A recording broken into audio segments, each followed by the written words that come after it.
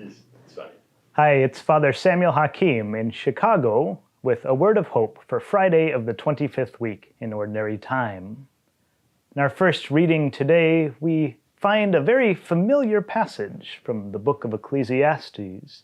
Familiar thanks to Pete Seeger and the Byrds, who performed it as a song in the 70s, one of those great folk anthems of the 70s. A time for everything under the sun. A time for love, a time for hate, for war, and for peace, for dancing and laughing and mourning as well. It sounds, on the surface, like a very sweet and beautiful poem, but there's something much darker, much more difficult behind it.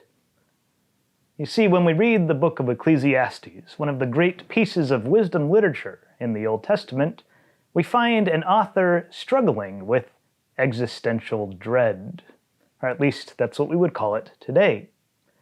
He's come to realize that nothing in this world, nothing that we as human beings experience, is truly new.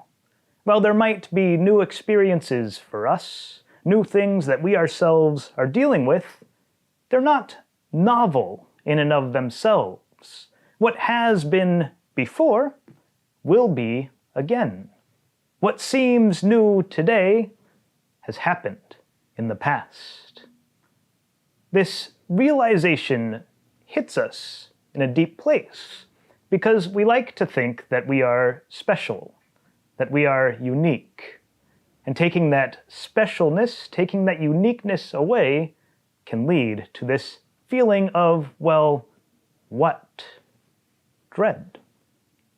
And yes, this is where we find the author of Ecclesiastes. And if we stayed with just that thought, we'd have nothing to live for. But if we continue to read on, if we turn the page and move to today's gospel, we find something new, something novel. In today's gospel, we hear Jesus ask his disciples the question, "Who do you say that I am?" And Peter's reply, "You are the Christ of God.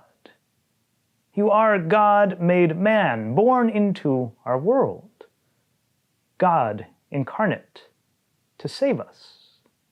This is the novelty of history, the supremely unique and special event which gives meaning to our lives, to our world, to our experiences. Yes, the fact that God became a human being, entered into our world, is something special and supremely unique. It is the reason for our salvation, not just the reason, but the cause and the means of it as well. It is what gives our life meaning and provides meaning to the experiences that we go through.